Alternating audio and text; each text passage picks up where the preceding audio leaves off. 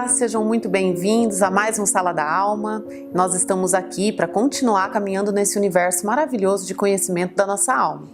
E eu quero começar hoje já agradecendo vocês que têm mandado os seus comentários, as explanações, as perguntas. Muito obrigada, tem contribuído bastante com o andamento, com o planejamento aqui dos nossos estudos. Olá, pastora. Oi, Muzi. Tudo bem? Bem, graças a Deus. Então tá bom, hoje nós vamos caminhar mais um pouquinho. A pastora tem outros ensinamentos para trazer para a gente, para contribuir muito com a caminhada, né, que nós já estamos até aqui. Pastora, antes da gente começar, antes da gente continuar, né, eu queria responder uma pergunta. Vamos responder uma pergunta? Nós temos recebido perguntas pelo WhatsApp, pela internet, e nós temos selecionado algumas. Então, de repente você não está vendo a sua pergunta aqui, porém a gente tem feito um resumo de perguntas, às vezes na mesma direção, pastora, que a gente já consegue responder de uma forma geral a todos, tá ok? Então hoje nós temos assim, pastora, a pergunta do Alex, e ele diz o seguinte: quando o convívio é com pessoas difíceis e aproveitadoras, que roubam nossa paz e nos desgastam com atitudes indesejáveis, quase sempre previsíveis, como por exemplo, mentiras, a pergunta é: quando se trata da saúde da nossa alma e é preciso lidarmos com essas pessoas, de que forma podemos lidar para que elas não nos tragam danos à nossa alma? Ah, tá. Oi, Alex, tudo bem, filho? Olha, vamos analisar o seguinte, vamos prestar atenção. Todo o nosso relacionamento, Muzi, existe as regras e os padrões dos relacionamentos, mas nenhum relacionamento pode causar qualquer tipo de usurpação na sua alma ou em si mesmo. Então o apóstolo Paulo fala sobre isso, ele diz assim: a ninguém corrompemos, a ninguém tomamos o nosso proveito próprio. Então, em todo relacionamento existem situações emocionais e situações técnicas. Se você observa que esse relacionamento seu está causando danos, então eu acho que você deve incluir neste relacionamento padrões técnicos de, se houver condições, distanciamento geográfico, se possível, distanciamento emocional e trabalhar diretamente na sua blindagem de preparação. Se você diz assim, mas eu não posso deixar de conviver com essa pessoa, porque é uma pessoa que está inserida no meu relacionamento. Então, o que você precisa fazer? Você precisa se adequar a isso com uma mentalidade já predisposta a entender, compreender e esperar. Mas jamais, Alex, jamais você deve permitir que qualquer tipo de relacionamento venha defraudar a sua alma ou causar qualquer enfermidade de uma forma nociva ou destrutiva a você mesmo. A gente percebe que ele já diz que já são situações previsíveis, né? Então é importante que ele já identificou, né, pastora? Isso é muito importante. E você adequar a sua vida, o seu relacionamento dentro dessa proposta sua. A sua primeira proposta que Deus te dá é você se defender, né? O amor a si mesmo é a primeira regra de saúde e de sobrevivência nesse mundo que está tão perdido e tão alucinado, né? Bom, então, Alex, fica aqui a resposta para você e todos os nossos conteúdos do Sala da Alma que você pode ter acesso, você e todos que nos assistem, nos nossos canais da igreja, a Igreja Caminho da Verdade. Nós estamos no YouTube, no Facebook e no Instagram. E aí lá tem todo o conteúdo, a pastora já falou bastante sobre a blindagem, nós podemos até fazer um sala falando mais sobre isso, né, pastora? A construção dessas blindagens, né, que é muito importante para a condução da nossa caminhada aí ao longo do processo, até que a gente possa aprender, né, pastora? Bom, seguindo aqui então hoje o nosso estudo, só para a gente recordar um pouquinho, a pastora tem falado com a gente sobre a adequação, tem trazido para nós, né, todo o contexto da nossa alma inserida nesse universo aí, distanciados um pouco, né, de nós mesmos, trazendo toda essa preocupação com o lado de fora, que tem afetado a nossa alma, né? Se você acompanhou os nossos encontros, você deve se lembrar disso. Depois a senhora nos falou sobre as insatisfações e os estágios, né, que elas podem nos trazer. E por fim, nós falamos aí dos exageros das emoções, né, pastora? Que também a pastora nos apresentou grandes aí efeitos, resultados, doenças inclusive, né, que todos nós acabamos experimentando ao longo da nossa vida. E se soubéssemos disso antes, poderíamos não estar ali naquele momento, né, pastora?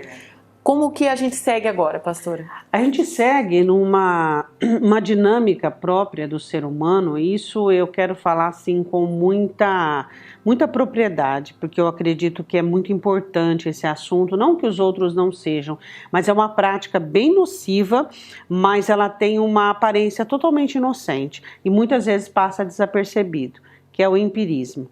O que é o empirismo? O empirismo, que eu quero falar do empirismo, é a prática do ser humano olhar todas as coisas atuais de uma forma pré-existente. Ou seja, você usar as experiências que você teve para ter informações sobre o que você está vivendo e diante daqueles fatos. Então, como que isso é prejudicial ao ser humano? Então, vamos falar o seguinte: eu vou olhar para tudo aquilo que está diante de mim, diante das experiências que eu tive. Então, as experiências negativas que eu tive, elas irão me dar a informação daquilo que eu tenho diante de mim. Então, eu já vou viver a minha vida, eu quero explicar bem explicadinho, eu já vou viver a minha vida e eu já vou receber a minha historicidade atual já com uma precaução, algo já pré-existente, determinando a minha ótica e a minha visão. Quando eu vivo essa dinâmica, o que vai acontecer comigo? Consequentemente, eu vou valorizar demasiadamente as minhas experiências. As nossas experiências devem ser valorizadas? Claro que sim, mas elas não devem ser tidas como um movimento na questão do empirismo. Por quê? Porque eu vou começar a definir tudo que eu vivo a partir do que eu penso que já sei. Então as experiências elas se tornam tão marcantes na minha vida que elas começam a definir os meus padrões de existência. Então eu vou começar a viver a partir daquilo que eu já tive. Então, por exemplo, deixa eu dar um exemplo. Eu tive uma experiência muito negativa com a rejeição. Então tudo aquilo que eu vou conviver, que eu vou relacionar na minha vida é baseado na rejeição. Então eu vou abordar dentro de mim uma ótica, tudo com respeito à minha rejeição. Pastora, então para a gente ter o ponto de partida sobre o assunto, as nossas experiências elas não são descartadas, elas só devem ser colocadas na maneira correta, no lugar correto. E você deve pegar aquilo que você precisa. Elas não devem assumir o controle da sua vida. Quando elas assumem o controle da sua vida, que é o normalmente que acontece. 99,% das pessoas têm a sua ideologia, a sua ótica existencialista, a sua dinâmica de relacionamento baseado nas experiências vividas, porque são coisas que marcam. Então vamos começar o seguinte, olha, a predisposição da ótica, a visão interna, determinando a visão externa por um sentimento pré-existente. Então é o que acontece. Segunda coisa, a combinação daquilo que se vê levando aquilo que se já existe. Então o que eu vou fazer? Eu vou fazer essa combinação, essa junção. De uma forma eu vou mudar o que eu estou vendo, manipular o que eu estou vendo para fazer uma combinação com aquilo que pré-existe. Eu faço isso de uma forma inconsciente. Entende? Já prognosticando, vamos usar essa palavra de prognóstico, o resultado. Então eu olho para uma coisa, combino com aquilo que já existe dentro de mim, já materializando dentro de mim o resultado. Então eu já estou trabalhando de uma forma negativa. Então eu pego as minhas experiências negativas, por meio delas, eu resulto a ótica externa e já materializo o resultado. Ah, não vai dar certo, ah, isso vai ser assim. E, obviamente, os meus movimentos serão para aquilo. Então, vamos falar assim, consequentemente falando, eu trabalho contra eu mesmo. Isso está dentro do auto-boicote. O empirismo, ele está dentro do auto-boicote. Um dia eu vou falar com vocês sobre a procrastinação e sobre o auto-boicote. E o empirismo é a grande forma do auto-boicote acontecer. Então eu olho para as coisas e eu já estou pré-existente, pré-determinado a enxergar, concluir e resultar aquilo segundo aquilo que eu já determinei dentro de mim. Toda a minha avaliação vai ser baseada na minha ótica. Baseado na sua ótica. Isso gera o quê? Gera hábitos emocionais. Então, por que as pessoas têm tanta dificuldade de mudar hábitos emocionais? Por que as pessoas elas adquirem um padrão e elas viciam naquele padrão, nos hábitos emocionais? Elas não conseguem mudar os hábitos emocionais. Tudo está envolto daquilo. Por conta do quê? Por causa da força do empirismo. Deu para entender? E aí então a gente reconhece ambientes favoráveis àquela história, sentimentos favoráveis àquela história e tudo vai caminhando aí. É como um ciclo automático, ele sempre vai voltando, sempre vai voltando, sempre vai voltando. Aí a pessoa olha e diz assim, mas minha vida não muda. Por que ela não muda? Porque existe esse hábito emocional que é derivado do empirismo, quando você olha para a vida, baseado nas experiências negativas que você teve. Então você cria um ciclo automático na sua vida, que são os hábitos emocionais, tá? E aí o que acontece? Que eu quero falar o próximo passo, sobre o desaprendizado. Então o que o empirismo ele vai provocar? Ele vai provocar uma certa ignorância naquilo que é o aprendizado. Eu vou rejeitar coisas novas, eu vou rejeitar aprender, eu vou rejeitar estar aberto. Por quê? Porque o empirismo, as experiências negativas, elas dominaram o meu senso, o meu sensorial. A palavra sensorial, ela vem de sentidos, de sensações, daquilo que eu senti. Então, as experiências negativas, elas dominam o meu sensorial, fazendo com que a minha mente, agora eu entro num ponto muito interessante, com que a minha mente, ela não só esteja voltada ao meu sensorial, mas presa, aprisionada, disciplinada ao meu sensorial. Então o que vai acontecer comigo? Se a minha mente está aprisionada às minhas experiências, às minhas dores, aos meus sentidos e aquilo que eu vivi, o que vai acontecer com ela? Ela terá dificuldade de aprendizado. Então tudo aquilo que é novo vai ser ameaçador. Tudo aquilo que é aprendizado, tudo aquilo que é concluso, todo esse estudo que deve existir, né? Então nós somos pessoas assim, que somos assim maravilhosas interiormente. Eu acho isso de uma expressão assim, é muito interessante, sobre o ser humano, ele ter esse estudo sobre o lado de fora, né? Ele olhar para as coisas e ele estudar. Ele não vira as coisas de uma maneira tão direta e tão pronta, tipo, isso é para me atacar, isso eu não aceito, isso é uma afronta. Não, o empirismo ele faz isso. Ele leva você a uma conclusão fatual, dizendo isso não serve, isso não é para mim, isso está errado. Não, mas peraí, por que está errado? Então nós, quando estamos assim, já alcançando uma saúde emocional, nós desenvolvemos a questão do estudo, né? Deixa eu ver realmente se essa pessoa está literalmente errada, ou se existem pontos nela, ou se existe em mim. Então, essa questão de exame, isso é muito salutar e muito saudável. E você percebe que o exame começa a acontecer quando você começa a ter saúde. Pastora, o fato, a senhora citou, dificuldade de aprender o novo. A gente pode dizer que isso é um primeiro sintoma de que eu já estou no empirismo, que eu já estou praticando isso, de ficar acessando sempre a minha experiência como regra? Quando você rejeita o novo, e você não tem essa prática de estudo, essa prática de análise, essa prática de olhar o outro lado da moeda, né? Eu sempre digo assim, a moeda tem dois lados, né?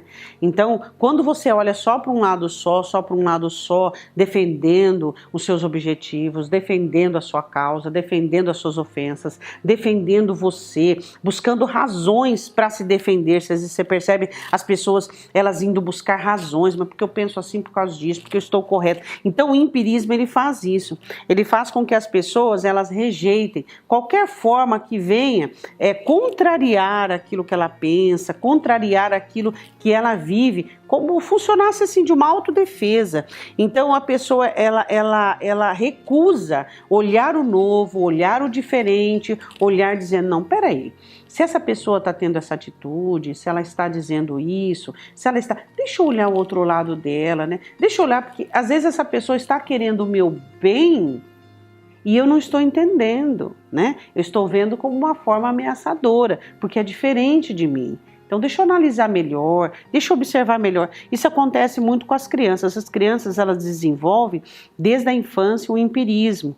Então as experiências delas, ainda elas não têm a faculdade racional toda formada. Então a criança, o empirismo dela é muito determinante, né?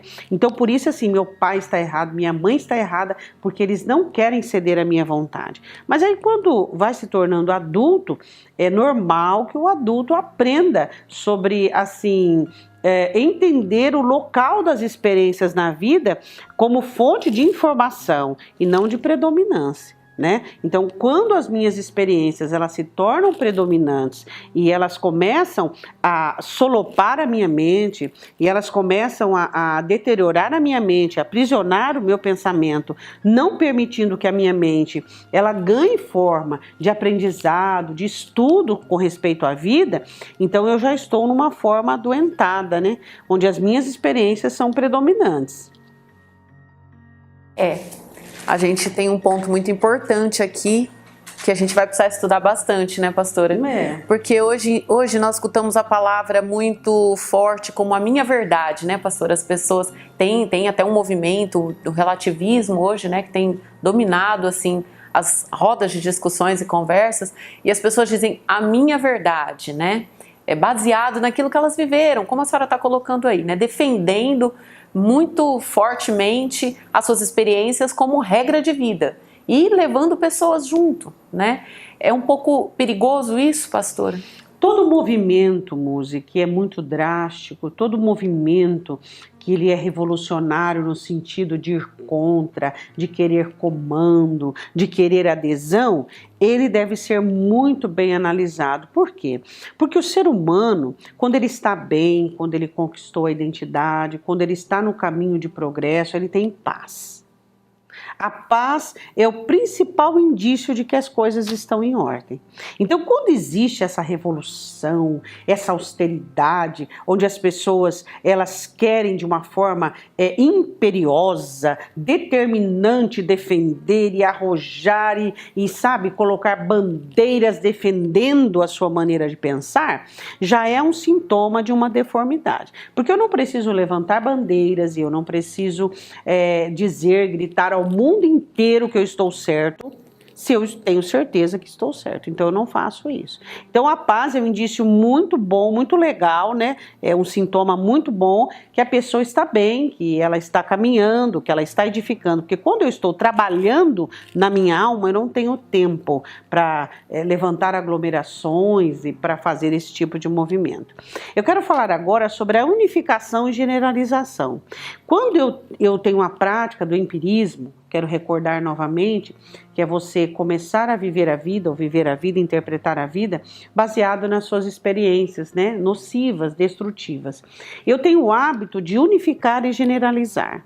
Então, o que é a unificação? Unificação onde eu pego aquilo que eu estou vendo, que está acontecendo, e uno de uma forma metamorfose, transformação, aquilo que eu existo, que já existe. E generalizo tudo. Então não existe individualidade e particularidade. Então eu fui traída. Todas as pessoas têm uma conotação de perigo. Entende? Então existe essa generalização. Então o relacionamento que eu tenho com você, com qualquer outra pessoa, é sempre na média superficial, porque eu já estou pré-cavida.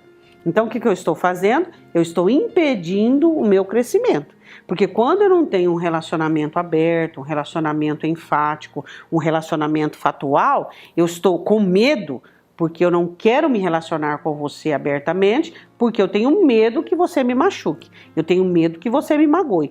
Então este medo vai impedir o meu crescimento. Então eu vou continuar uma pessoa amarga. Então eu até coloquei aqui, reforça-se mutuamente aquele sentimento. Então de 0,5 eu estou apenas precavida. Eu vou passar para 1,5 de precaução. Então eu tenho 1,5 de precaução, já não é precaução, é suposição. Eu já estou supondo e eu vou continuar o movimento de precaução para suposição. Então eu vou para 2,5, eu não mais suponho. Eu já tenho certeza que você vai me trair. Então eu vou trabalhar essa traição. Aí de 2,5 eu passo para 3,5. Eu já vou trabalhar para que você me traia. Entende? Então é um movimento que se faz inconscientemente. Deixa eu só explicar o que acontece. Quando eu trabalho o empirismo como forma determinante da minha vida, o que eu faço? Eu vou fazendo crescer, eu vou somando para que eu possa trabalhar contra eu mesma.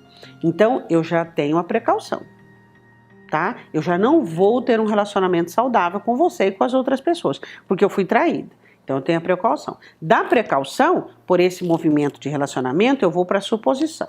Eu vou supor que as pessoas vão me trair. Da suposição, eu vou trabalhar para que essa traição seja verdadeira. E eu faço esse movimento inconscientemente, tá? A gente acaba fazendo isso porque é aquele ambiente que a gente conhece. Isso, e a gente não sai dali. Não sai. E é como se eu estivesse trabalhando inconsciente para eu sofrer novamente. Porque se você não sabe, a alma cria vícios. E a alma vicia no sentimento. A alma não interpreta sentimentos bons ou ruins.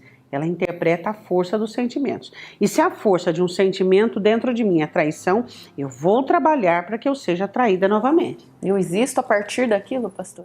Não é interessante isso? Por exemplo, algo que me machucou muito, que me feriu bastante, que foi elevado dentro de mim, eu vou trabalhar para que eu novamente sinta aquilo.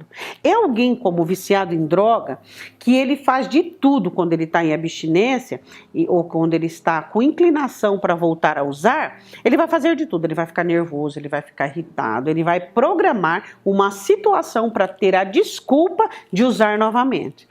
Então funciona assim, por exemplo, eu tenho algo dentro de mim, um sentimento levantado, e eu trabalho em empirismo, né? Então o que eu vou fazer? Eu vou manipular a minha vida para que eu tenha reforço daquele sentimento. Pastor, eu sei que talvez a senhora já tenha aí para frente para falar para nós, mas a pergunta não cala aqui dentro de mim. Como que a gente quebra esse círculo? Tá, então antes de eu falar sobre a cura, sobre quebrar essa função nociva, eu quero falar sobre abordagem de ideias diferentes.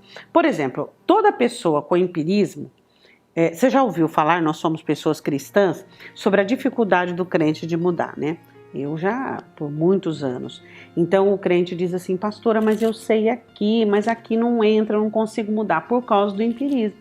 O empirismo é muito forte. Então quando você vê uma situação nova e diferente, o que vai acontecer? Vai gerar conflitos. Então de 3 uma, ou você ignora a informação nova, tá? Então existe o fator de você ignorar, fingir que não existe. Ou essas situações causam um transtorno. É como se jogasse uma bomba dentro de você e sua vida virasse de cabeça para baixo. Ou você vai transformar essa verdade que você ouviu em uma suposição dentro de você. Não é tão assim. Escuta muito a frase, isso é relativo. Isso, Aí você vai dar um jeitinho para mudar a situação. Bom, antes de eu falar na cura, eu quero falar também do estado de inibição mental. Então eu quero falar o seguinte, a mente ela vai atrofiando as potencialidades. Toda pessoa que pratica o empirismo, ela é inteligente, ela tem condições, só que existe uma situação de inibição mental. Às vezes você olha para uma pessoa e você fala, meu Deus, quanto infantilismo. Ali com você mesmo, né? Olhando e dizendo, gente, que infantilismo.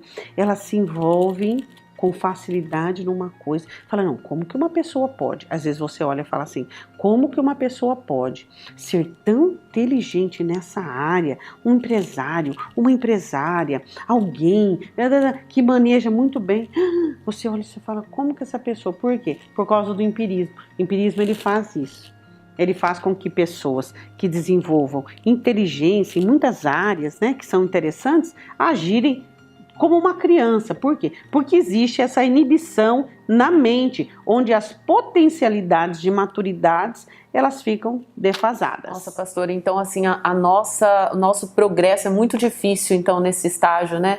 Porque de início a senhora nos disse que nós temos dificuldade de aprender o novo, né? Depois nós temos aí, agora a senhora disse uma diminuição, né, dessa, como que eu posso colocar? Dessa habilidade, né? Isso. Então, assim, há um declínio muito grande, né, ao invés de progresso, né, na nossa vida, sem que a gente saia desse círculo. Existe. Nesse contexto todo não há progresso, pastora? Não há progresso, e a rotina, ela começa a ser sistemática e começa a ser pesada, né?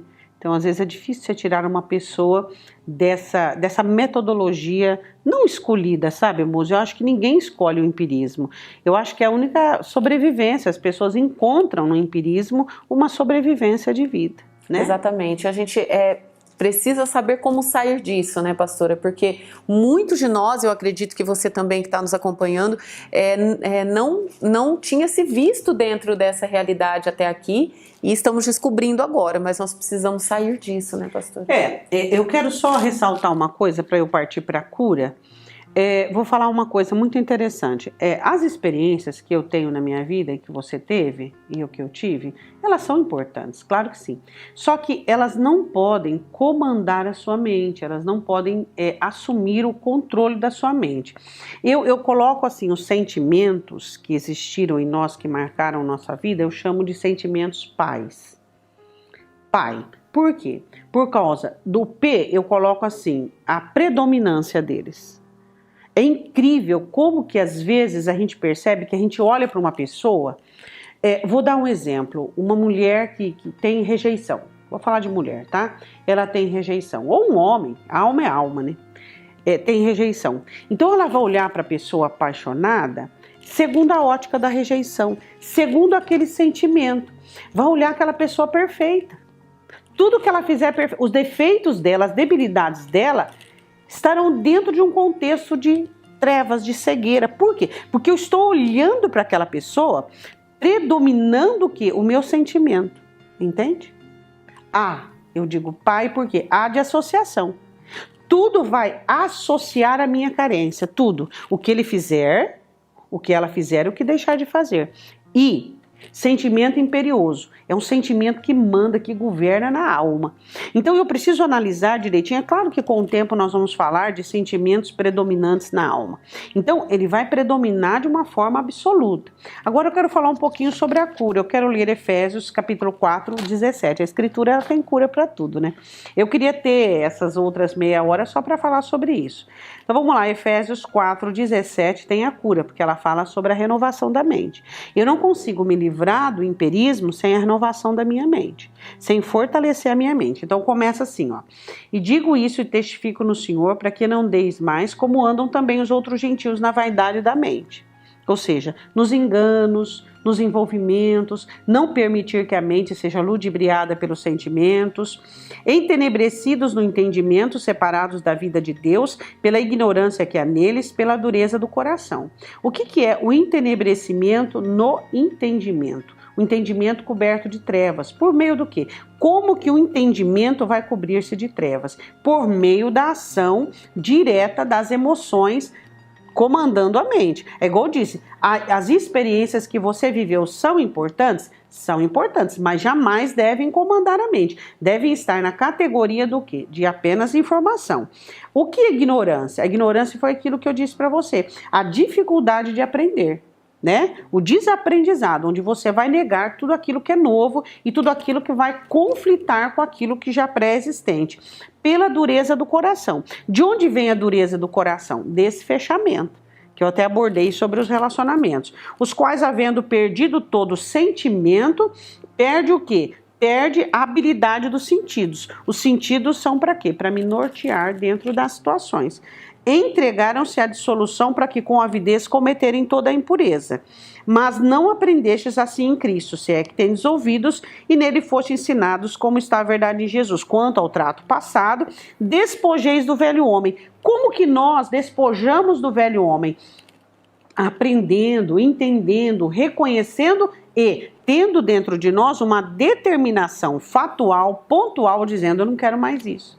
Hoje, a partir deste momento, você olha e diz: eu não quero mais o empirismo.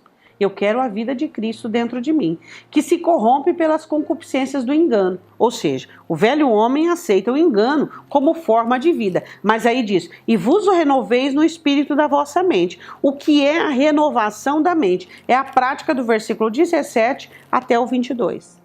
Então nós precisamos, assim, não acreditar em tudo que pensamos, né, pastora? Não, o engano da mente fazer é uma isso. reflexão. É porque a mente ela vai compactuar com o quê? Com o que é predominante ali, né?